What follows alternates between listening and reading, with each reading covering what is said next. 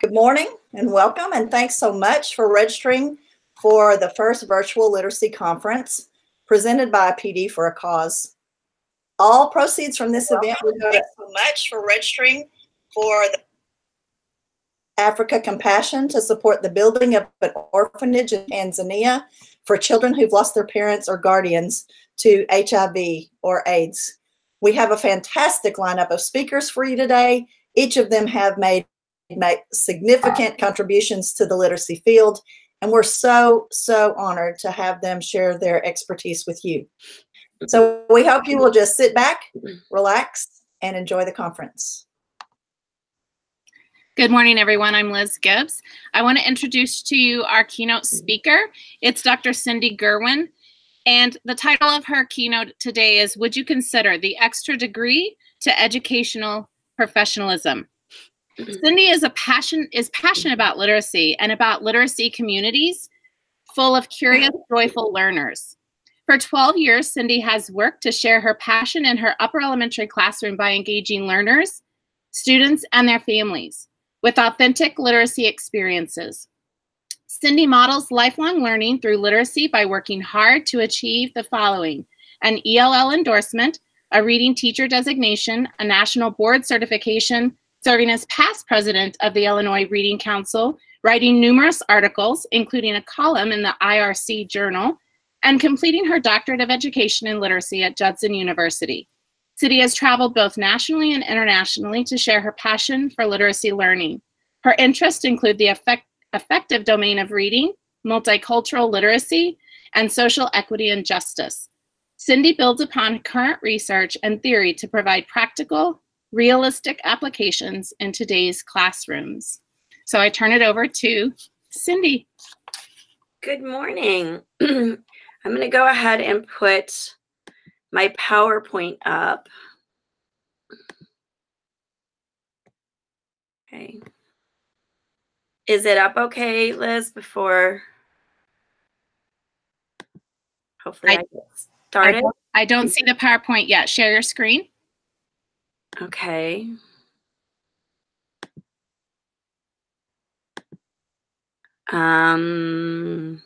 Is it the green arrow? Okay, I got it, I think.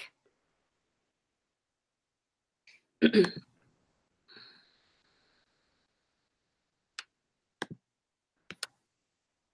let me try that again. Is that coming up now?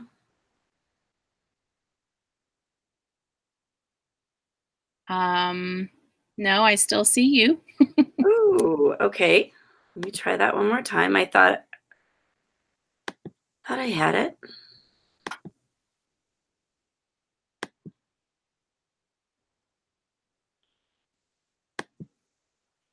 Technological difficulty. Get it.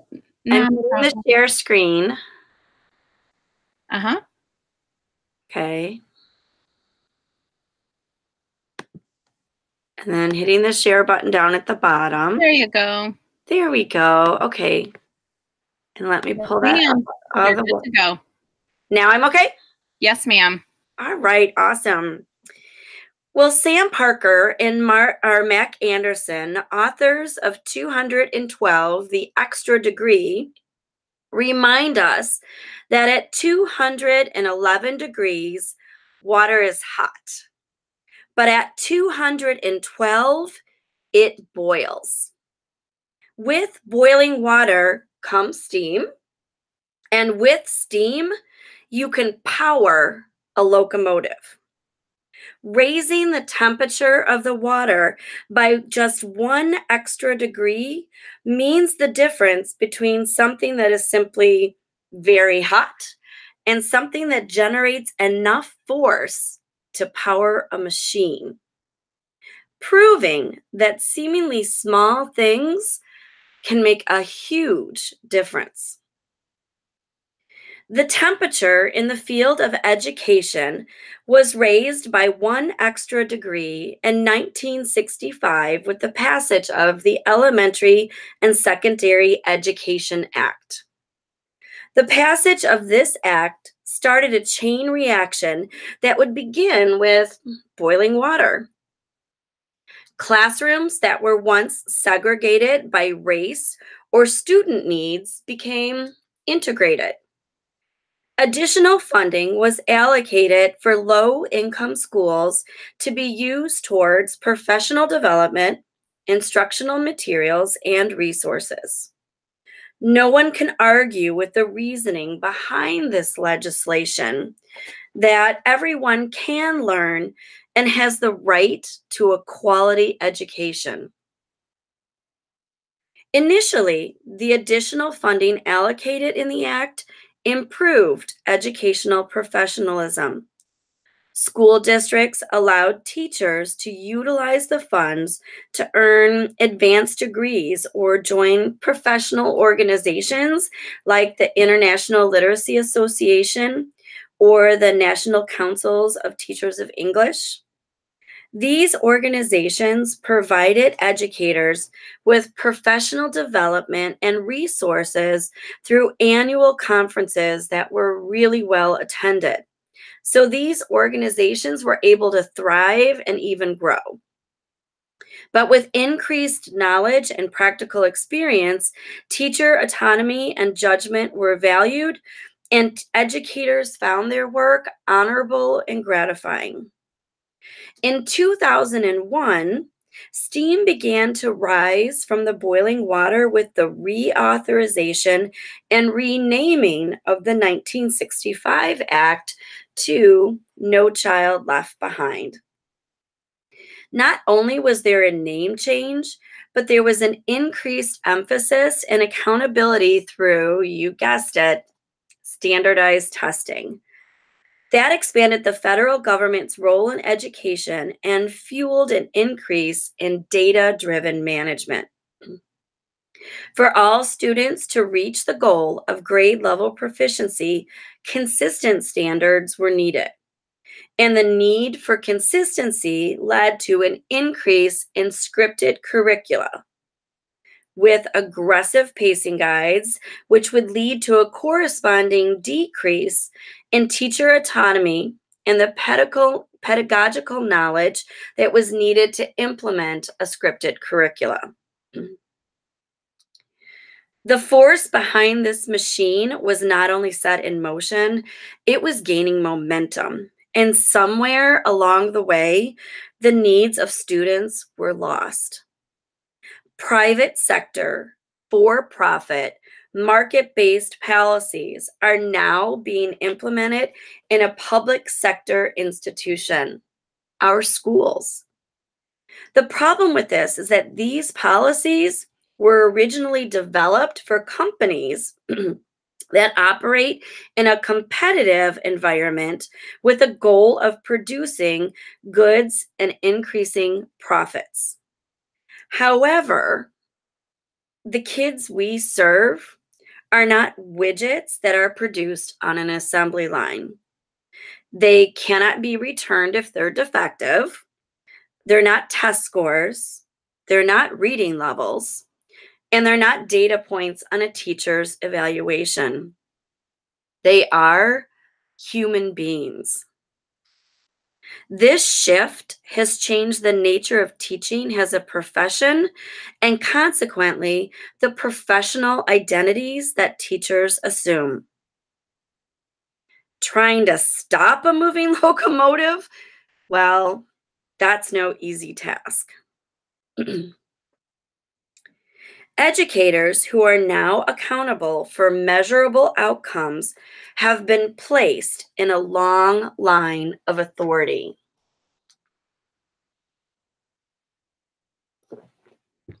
Principals are no longer senior colleagues, but are now institutional managers, operating under the assumption that the policies that are appropriate for businesses are now somehow appropriate in schools. And that efficient management, if that's what you would call the authoritarian style illustrated in this cartoon, can effectively solve any problem. In this new hierarchical structure, stakeholders are now demanding that administrators regulate teachers who should accept their authority without question. Teachers, therefore, have lost their voice. And yet it is the voice of the classroom teacher that I would argue matters the most. These educational reforms have done more than shape just policy and curriculum. They have influenced educators' understanding of themselves as professionals. Teachers now feel undervalued, overwhelmed, and out of control. So tell me the truth. Which image best illustrates how you currently feel as a teacher? Are you Pinterest ready? Or are you drowning in paperwork? And so, what can teachers do to regain a sense of value and a sense of control? When I was younger, I had a very close friend of mine who was struggling with alcohol addiction. I wanted to try and understand the addiction and support my friend who was struggling. So I briefly attended Al-Anon meetings. Al-Anon is a fellowship based off of the Alcoholics Anonymous philosophy, which welcomes friends and family members of alcoholics. It was at one of those meetings that I first heard a message that would resonate with me for the rest of my life.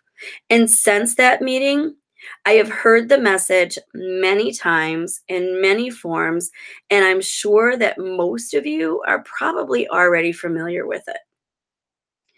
We need to accept that which we cannot change.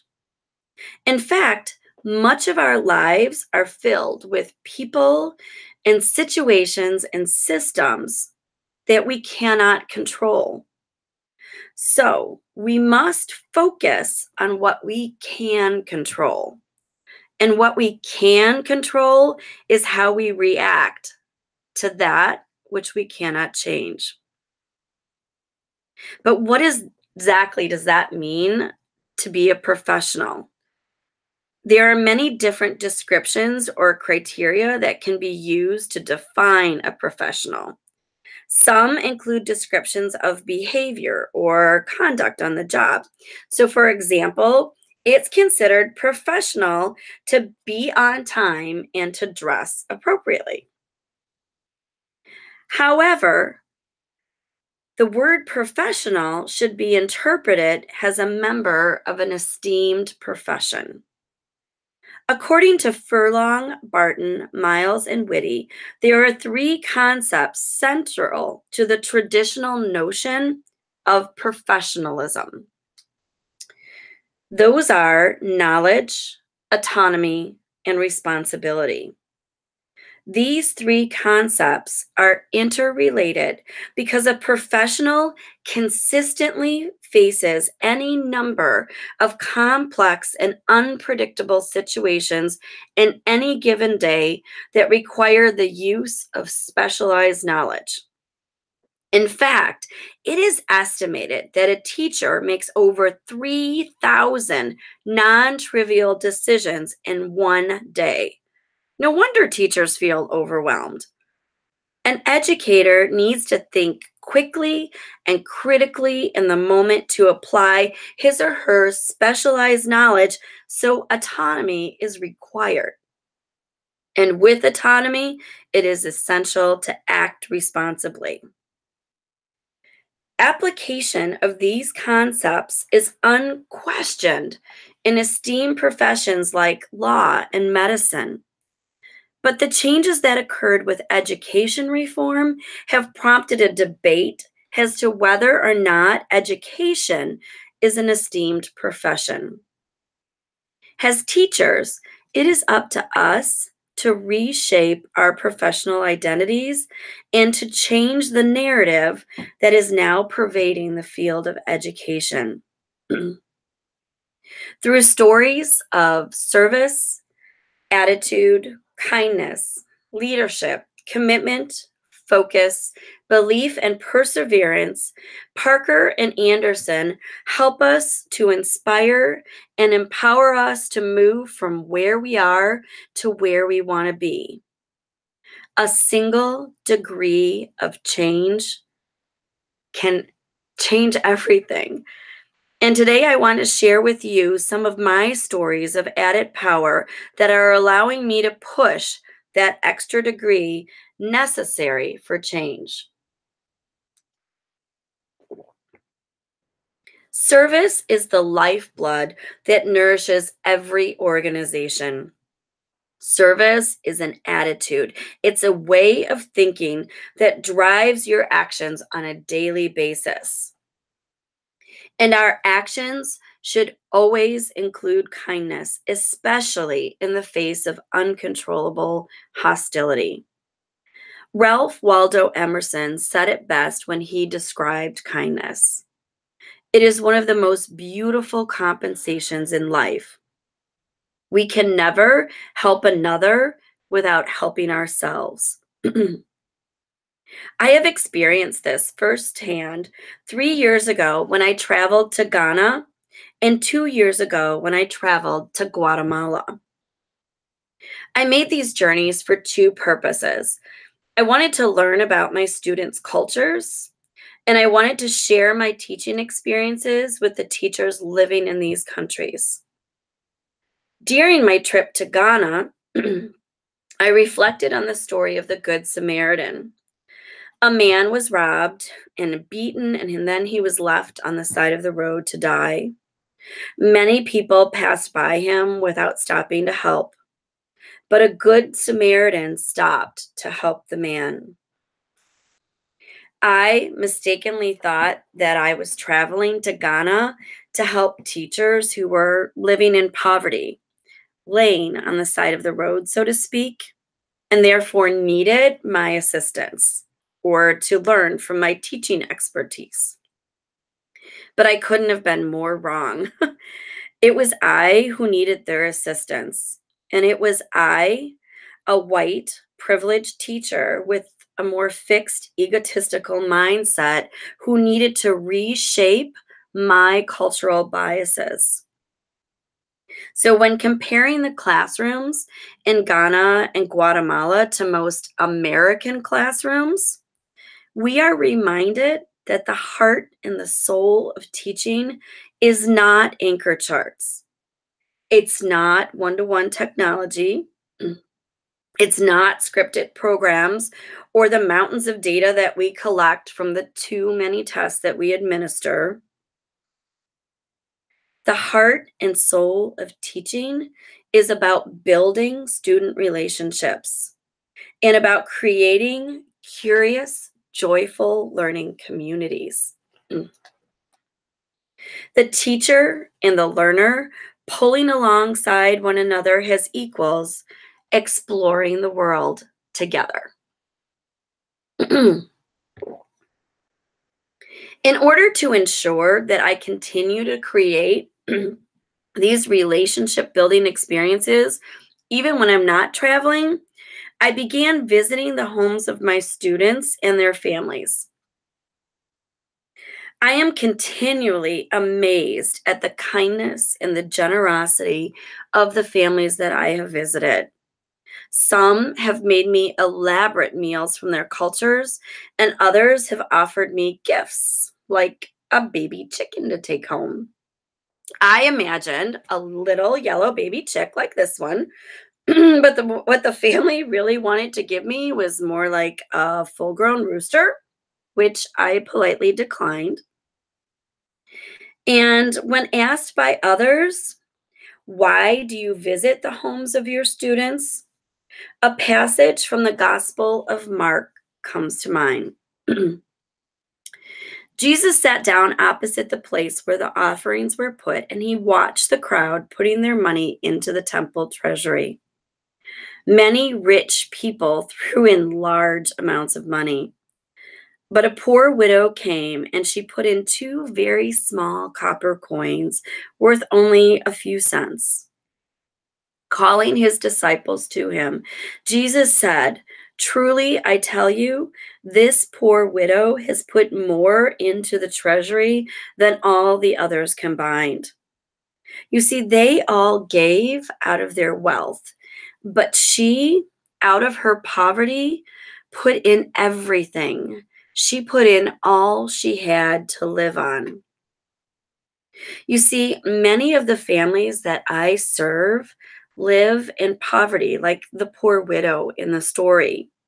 So offering me a special treat or making a meal meant a conscious decision to give up something that they needed in order to show me kindness. These experiences have changed my thinking and my attitude and my relationships with the kids in my classroom and their families. I am better able to responsibly use my knowledge to serve their needs as learners and, more importantly, as human beings. True leadership embodies the old adage, they don't care how much you know until they know how much you care. Leaders need to commit to take action daily.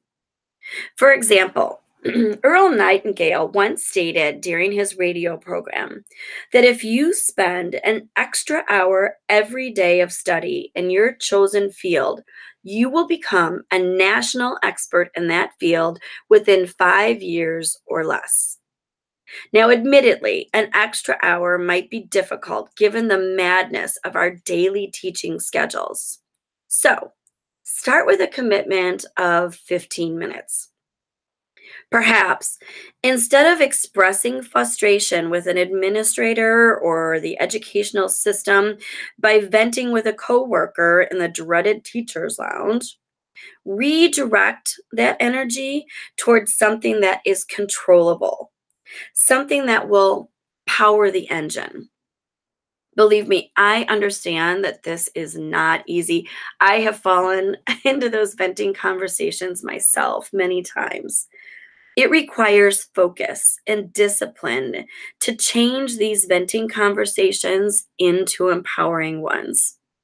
It is so much easier to get caught up in the menial tasks of the day or with gossip about issues that are beyond our control and then lose sight of our long-term goal, educational professionalism.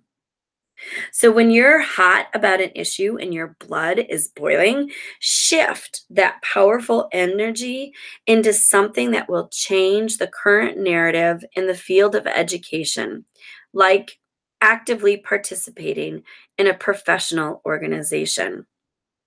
For me, becoming involved in the Illinois Reading Council by serving as the 2014 conference chair, past president, and now chair of the research committee has really helped me to shift my narrative. Through my service, I have had the privilege of interacting with many literacy experts like Donalyn Miller, Penny Kittle, Kylene Bears, and Bob Probst, just to name a few. These peer models help us to develop a sense of professional identity, which is tied to participatory engagement in communities like professional organizations. Participating in an association builds identity and agency, while simultaneously individualizing our professional development. From peer models, we can draw the needed inspiration to remain focused on a goal that matters for our kids: lifelong literacy. If your district doesn't allow professional development days to attend conferences, then you can connect with peer models by participating in a webinar like the one you're participating in today through PD for a Cause, or perhaps by reading a journal. And when I become physically and emotionally drained from the stress of being a teacher in today's educational climate, I connect with my Judson doctoral family who shares their love of literacy. So when I read a book about a Muslim woman in a refugee camp like 4 Feet and 2 Sandals by Karen Lynn Williams and Khandra Mohammed, or about African Americans fighting for civil rights like A Taste of Colored Water by Matt Faulkner, or about educational conditions that are separate instead of uniting us, like Separate is Never Equal by Duncan Tunatiuh. My kids know that I care enough to share diverse books that reflect both their joys and their struggles. They know I care enough about their cultures to build a learning community that engages in difficult but authentic and relevant discussions. Parker and Anderson eloquently articulate that belief fuels enthusiasm, and enthusiasm explodes into passion.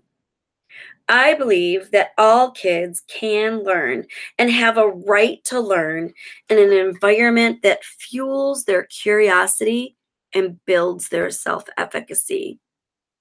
I believe literacy is not only the key to academic success, but it's also the key to our humanity, which is why I think I suffer from an obsession of sorts. You see, I'm passionately obsessed with books and the authors who write them. So much so that I stalk my favorite authors.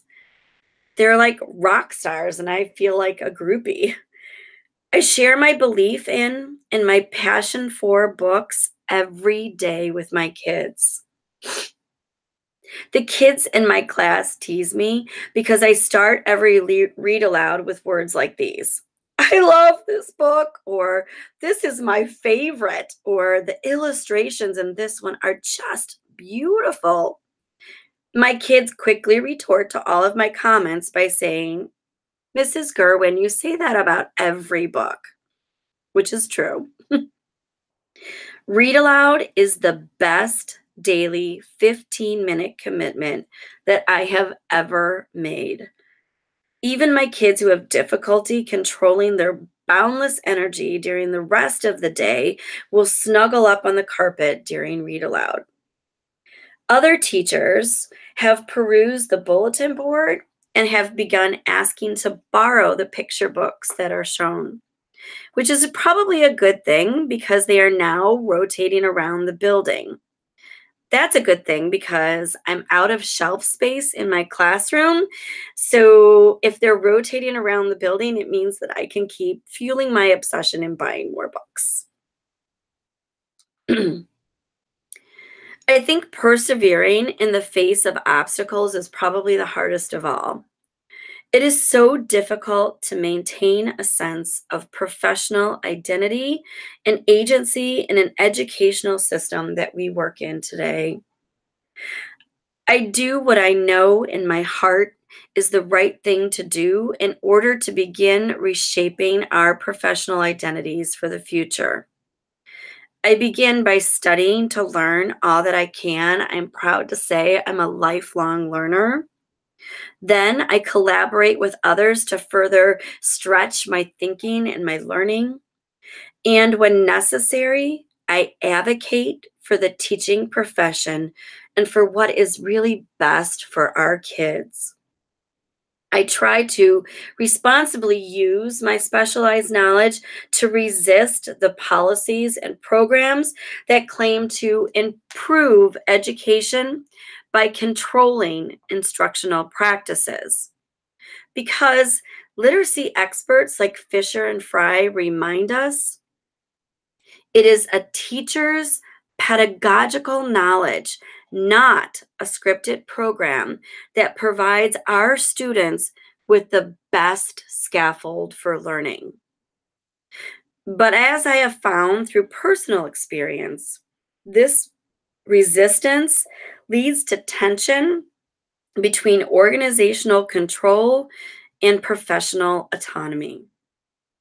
Despite the personal costs, we should continue to stand up for ourselves and the students that we serve.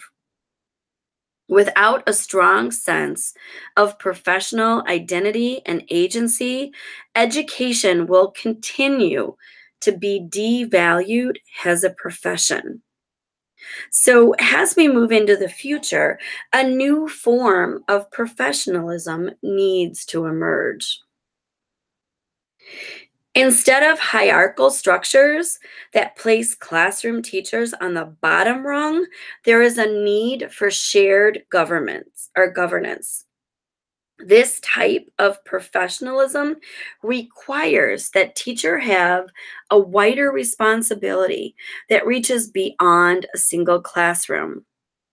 It includes contributing to a school-wide system, to the community, and to the teachers as a collective group in this broader profession that we've come to be known as education. It includes supporting each other as we advocate for policies that are collaboratively written by educational professionals instead of by business professionals who work in a competitive for-profit environment, because those policies just don't make sense in our schools. So, how do teachers regain control of their professional identities, and why does it matter? I can guess what many of you are thinking right now. You're already shaping your professional identities because you're here on a Saturday morning trying to stretch your learning and your thinking. Each individual voice matters. Each of your individual voices matter. But there is strength and there is power in our collective voices. So I'm asking you to consider turning up the heat just a little bit more. If we do not act to reclaim our professional identities, the democratic values and ideals that provide each of us with the rights and the freedoms of education in our country will be lost forever.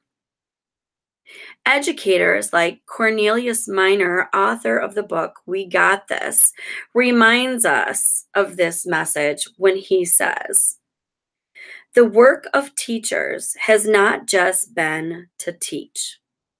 For generations, educators have labored to ensure that access to schools and to the opportunities that schools guarantee is extended equally, not just to men or to the wealthy, but to all learners. This work is economic, it is political, and it is disruptive. It seeks to change the status quo by making room at the table for all of us." So, would you consider educating a family member, a friend, or a neighbor about the importance of knowledge, autonomy, and responsibility in this noble, esteemed profession that we call teaching? Would you consider actively participating in a professional organization or applying to a graduate program to further enhance your pedagogical knowledge? Perhaps personally invite a colleague to join you in your quest for knowledge, because our learning improves when it is shared with others. Maybe read a journal article or a professional book and collaborate with a colleague on how to implement those new ideas in your classroom. Maybe consider running for a school board or public office. What challenge will you embrace to change your professional identity after you leave here today? Remember, a single degree can change everything. It's time to turn up the heat, take action. 1 degree, it's within your reach.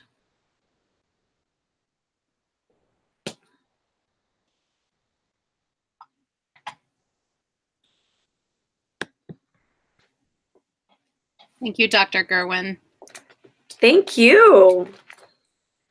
I have a few tidbits of information for our participants.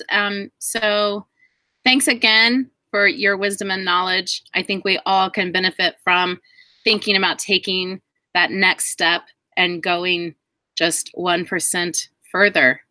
That's exactly what we need to think about in this profession of education. Makes such a huge difference. So every little bit that we work together really helps. Yes. Thanks again. Thank you so much for your work today. This is one of those things that really matters. So thank you so much. You're welcome. Bye-bye. Bye-bye. Okay, so the rest of you, I'm sorry, I muted my camera. I want to give you just a few hints for the rest of the day and how it's going to work. We have a few sessions that are going to be interactive. So the presenters will let you know if that's going to be a session that's interactive or not, either via Twitter or within their presentation. We also have thunderstorms in Arkansas. I don't know if you know, but Lisa, the other cohort member that's doing this with me, is in Arkansas, and I'm in Chicago, Illinois, which is why this is so exciting, this virtual conference. But there are severe thunderstorms, so have patience. If something happens and she cuts out, then I may have to moderate all 3 of our sessions at one time, so just kind of bear with us.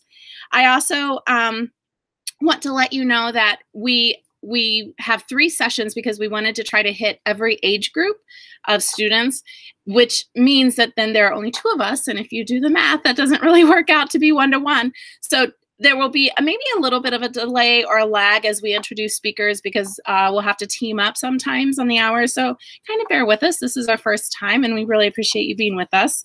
And finally, our bonus session at the end is by a wonderful, and I'm talking amazing, preschool teacher. And I think it will be very appropriate for preschool and probably early elementary, even upper elementary. But just know that she's coming from a preschool mindset and you may have to stretch her ideas. But that session is on literate language and integrating literacy language into your classroom with practical skills. And I saw her ideas and they are superb. You're not going to want to miss it. So I'm going to get off of here from our keynote. We're going to have our next sessions coming up right at 10 o'clock. So take a moment to get yourself situated. Go ahead and get your YouTube video ready for the next session. I had one email this morning of a link that wasn't working. I'm going to try to fix that for her. But go ahead and email us at pd4acause at gmail.com if you have concerns or questions or if it's not working, and we'll try to address it if we can. So I'm going to get off of here and we'll see you at 10. Thanks so much.